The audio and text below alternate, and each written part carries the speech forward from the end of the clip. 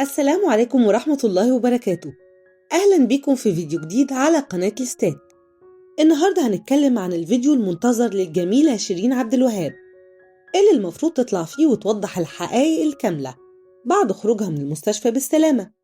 هنعرف تفاصيل الفيديو وهنعرف كل التفاصيل، بس قبل أي حاجة من فضلك اعمل لايك للفيديو واشترك في القناة وفعل زرار الجرس على كل الإشعارات، ضروري جدا علشان كل الجديد يجيلك لحد عندك. من ساعات قليلة أعلن المستشار ياسر قنطوش محامي الفنانة شيرين عبد الوهاب خروجها من المستشفى، وكتب قنطوش على حسابه في موقع فيسبوك بوست قال فيه: الحمد لله خروج الفنانة شيرين عبد الوهاب بالسلامة من المستشفى وهي بصحة جيدة، وبتشكر جميع جمهورها وكل من ساندها في أزمتها، وستتحدث في فيديو خلال ساعات. والحقيقة خروج شيرين جه بعد تسريب فويس لشيرين وهي في المستشفى، وكانت بتطلب من المحامي ياسر قنطوش إنه يعمل أي حاجة علشان تخرج من المستشفى، وكان واضح طبعا إنها قاعدة فيها بدون إرادتها. وفعلا بعد ساعات قليلة من تسريب الفويس ده خرجت شيرين من المستشفى، والمفروض إن شيرين على حسب كلام المحامي بتاعها إنها تطلع في فيديو خلال الساعات اللي جاية، خصوصا إنها كلفت المستشار ياسر قنطوش باتخاذ كافة الإجراءات القانونية ضد المستشفى اللي كانت محجوزة فيها غصب عنها، سواء في بداية دخولها للمستشفى وحتى بعد شفائها.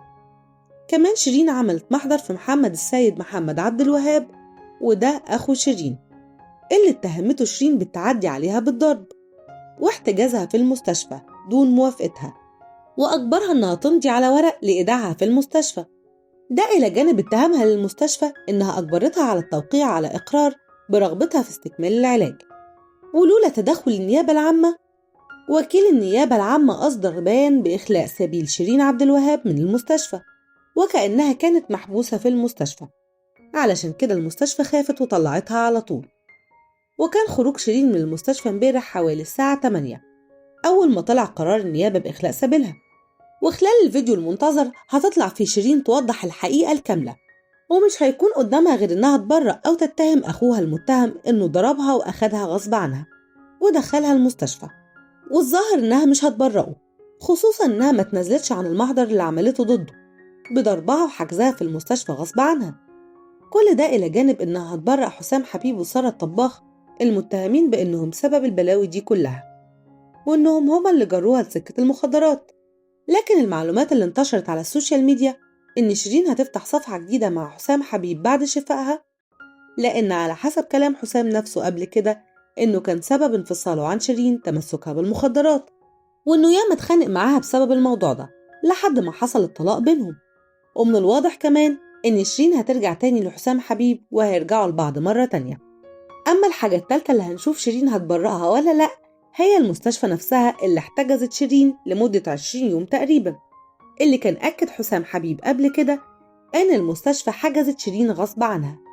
ومن المتوقع إن شيرين هتقول نفس الكلام ده برضو، إن المستشفى حجزتها غصب عنها، ده غير الورق اللي بيخلوها تمضي عليه على إنها موجودة في المستشفى برضاها ومفيش حد جبرها على كده.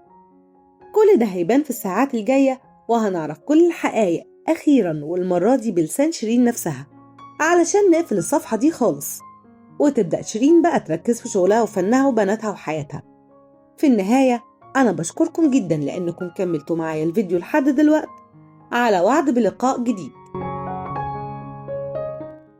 ولحد هنا يكون الفيديو خلص.